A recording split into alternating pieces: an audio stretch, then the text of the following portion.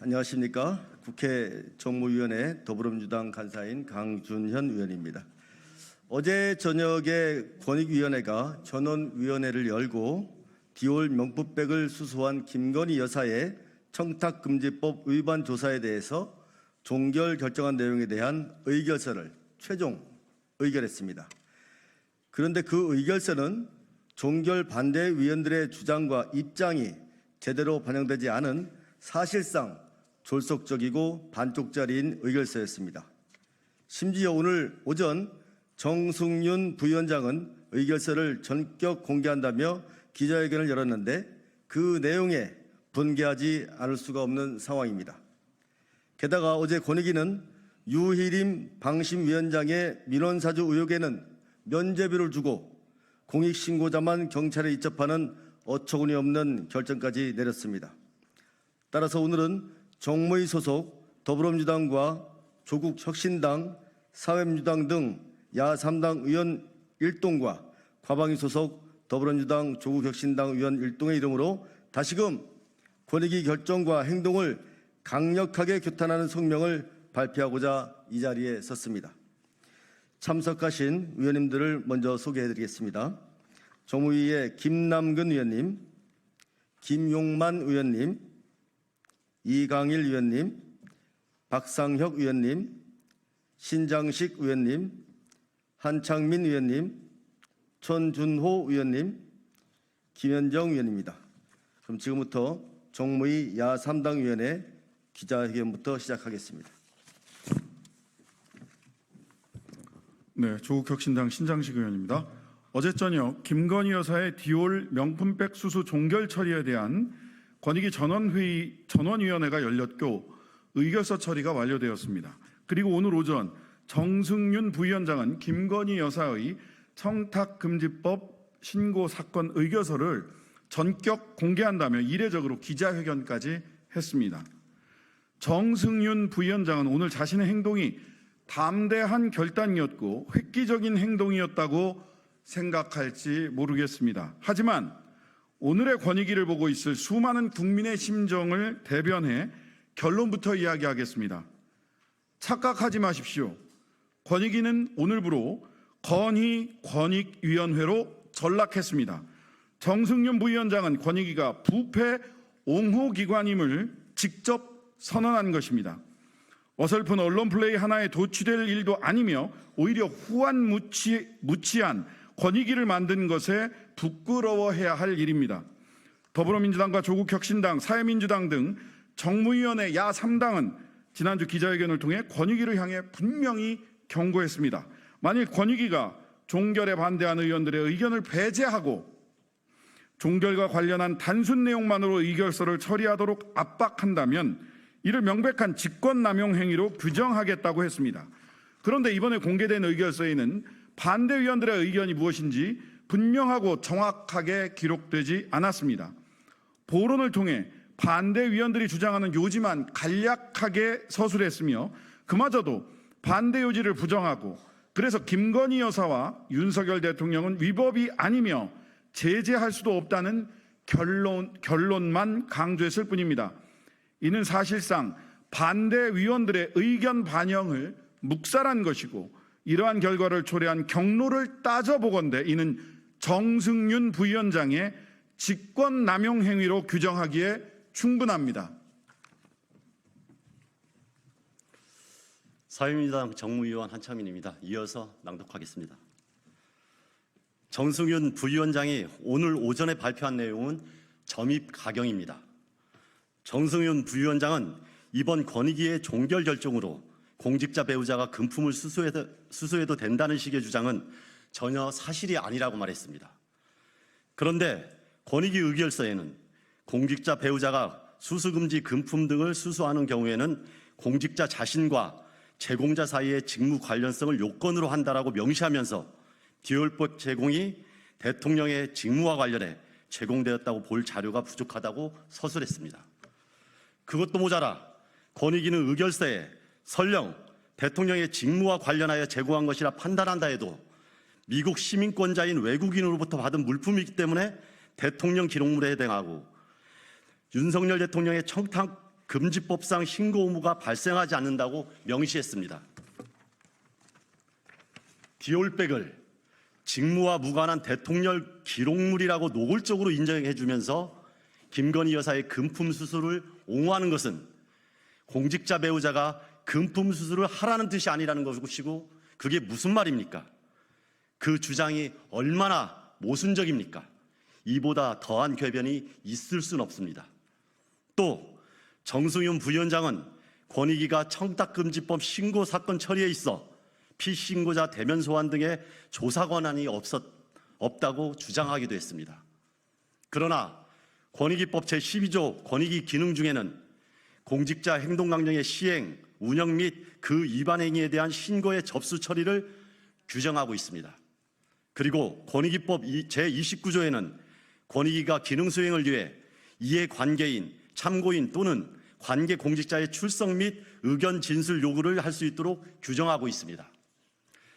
정승윤 부위원장은 권익위법도 제대로 독해할 줄 모른다는 것입니까? 아님 본인이 그렇게 우기면은 국민들이 모를 것이라고 판단하는 것입니까? 김건희 여사와 윤석열 대통령을 단 한 차례도 조사하지 않아 놓고 어떻게 저런 뻔뻔한 변명을 할 수 있는지 도무지 이해할 수가 없습니다.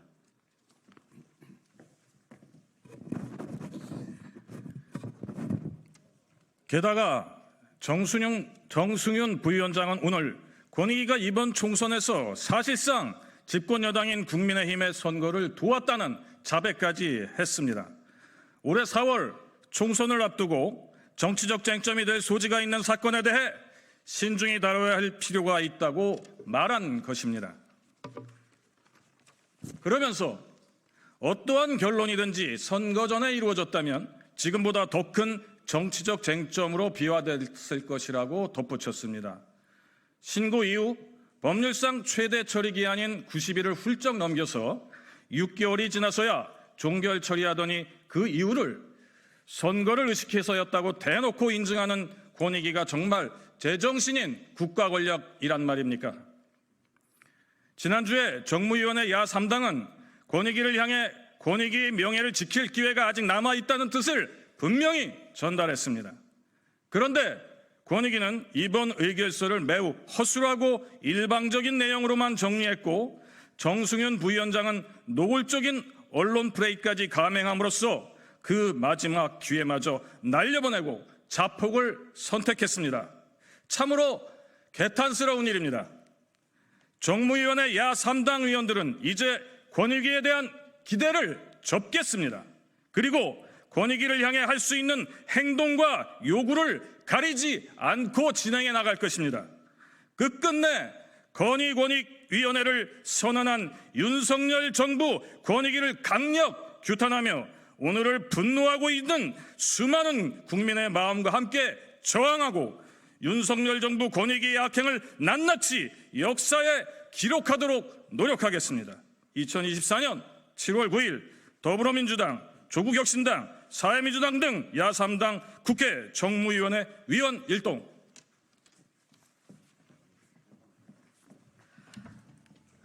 네, 더불어민주당 과학기술방송통신위원회와 조국혁신당이 오늘 어저께 발표한 국민권익위원회의 내용을 가지고 규탄 성명서를 발표하겠습니다. 오늘 참석하신 의원님들 먼저 소개하겠습니다. 저희 과학기술정보통신위원회 위원장 최민희 의원님 참석하셨습니다. 노정면 의원님 오셨습니다. 이정헌 의원님 오셨습니다. 이훈기 의원님 오셨습니다. 조인철 의원님 오셨습니다. 황정아 의원님 오셨습니다. 이혜민 의원님 오셨습니다. 저희 과학기술정보통신위원회 국민 없는 국민권익위원회는 정권권익위원회로 전락한 점에 대해서 규탄하며 이 일을 반드시 진상규명을 통해서 언론 자유를 수호하겠다는 말씀과 아울러 성명서 낭독을 하겠습니다. 네, 성명서 낭독을 시작하겠습니다. 국민 없는 국민권익위원회, 정권권익위원회 각성하라. 더불어민주당과 조국혁신당 과학기술정보방송통신위원회 위원들은 국민의 권익은 안중에 없고 윤석열 정권의 신여로 전락한 국민권익위원회를 규탄한다. 국민권익위원회는 류희림 방송통신심의위원장의 민원사주 의혹에 대해 이해 충돌 여부를 판단하지 않고 사건을 다시 방심위로 돌려보냈다. 또 거꾸로 공익제보로 보호받아야 할 사안인 셀프 민원 사주 의혹 제보에 대해 개인정보 누설 범죄로 보인다며 서울지방경찰청에 넘겼다. 결국 고양이한테 생선을 맡기듯 류일임 방심위원장 스스로 자신의 비위 혐의를 처리할 수 있도록 면죄부를 준 것이다.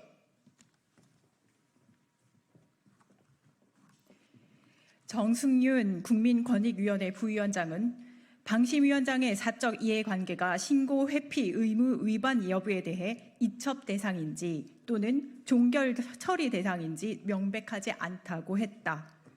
지난해 9월 4일부터 18일까지 방심위에 뉴스타파의 김만배 신학님 녹취 인용보도와 관련해 민원이 급증했다.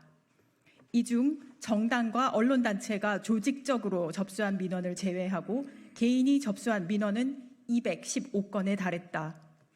165건이 과징금으로 처벌을 받았고 류희림 위원장의 배우자, 아들, 동생, 처제, 동서, 조카 등 지인과 전 직장 동료들이 접수한 민원이 40여 건을 차지했다.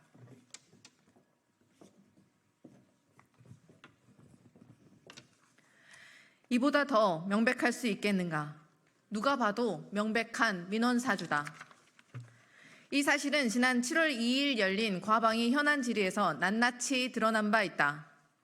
류일임 방심위원장이 이해충돌 문제를 보고받고 심의를 시작하기 전에 인지했음에도 심의에 참석해 공직자 이해충돌 방지법을 위반했다는 새로운 증거들이 제시된 것이다. 동생 민원을 류 위원장에 보고했더니 위원장이 극찬하더라라는 직원의 카톡 내용이 공개되었고 이 사안을 보고한 것으로 추정되는 장경식 단장이 류 위원장 집무실을 직전에 출입한 기록도 구체적으로 제시되었다. 이렇듯 삼척 동자도 알 수 있는 증거가 차고 넘치는데도 불구하고 권익위는 당사자인 류 위원장을 출석조차 한 번 없이 아몰라 알아서 해 하고 돌려보낸 것이다.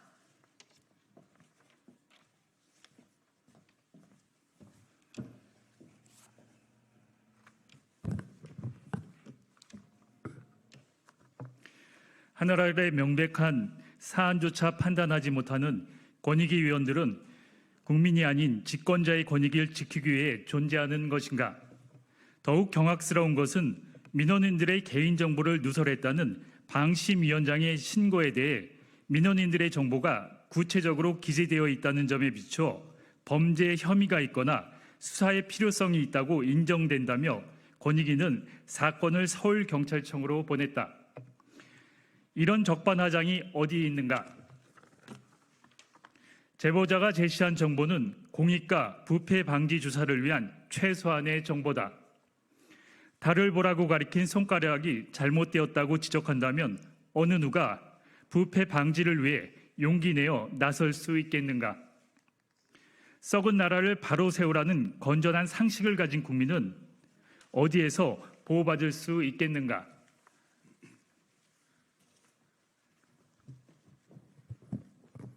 권익위가 김건희 여사의 명품백 가방 수수 사건과 관련해 혐의 없음으로 조사한 후 유일임 민원사주 의혹 사건도 종결될 것이라는 우려가 있었다. 유일임 위원장이 직접 기획한 행사에 김건희 여사가 초청된 사실이 지난 국회 과방위 전체회의에서 확인되었기 때문이다. 청렴의 보루인 권익위가 대통령 부인을 위해 부패를 모른 채 한다면 조직의 독립성과 존재 이유를 스스로 훼손시킨 것이다. 윤석열 대통령 탄핵 소추안 즉각 발의 요청에 관한 청원이 130만 명을 넘었다. 22대 국회 과학기술정보통신위원회는 대한민국의 언론 자유를 위해 끝까지 싸워나갈 것이다. 2024년 7월 9일 국회 정보방송통신위원회 더불어민주당 조국혁신당 의원 일동, 최민희, 김현, 김우영, 노정면, 박민규, 이정은, 이훈기, 정동영, 조인철, 한민수, 황정아, 이혜민.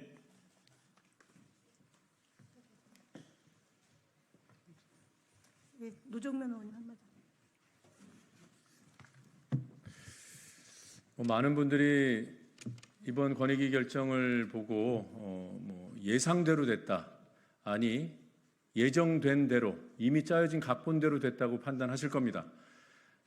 지금 대한민국은 공정이라는 가치 위에 김건희가 존재하고, 상식 위에 김건희가 존재하고, 법 위에 김건희가 존재합니다. 아마 지금 권익위원회는 스스로 무언가를 대단한 것을 했다고 착각하고 있을지 모르겠습니다. 그러나 국민들께서 똑똑히 보고 계시고 국회가 살아 움직이고 있습니다. 이 후과를 반드시 응분의 대가를 치를 것임을 여기 이 자리에 모인 모든 분들과 함께 국민들 앞에 다짐해 봅니다. 이상입니다. 예, 이상으로 기자회견을 마치고요. 저희는 과학기술정보통신위원회는 현재 국정조사를 국회에 지금 보고를 하고 있습니다. 그래서 이 문제 역시도 반드시 진상규명을 통해서 유일임 방송통신심의위원회의 만행을 백일하에 드러내는 데 최선의 노력을 기울이겠다는 말씀을 드리고 마치겠습니다. 감사합니다.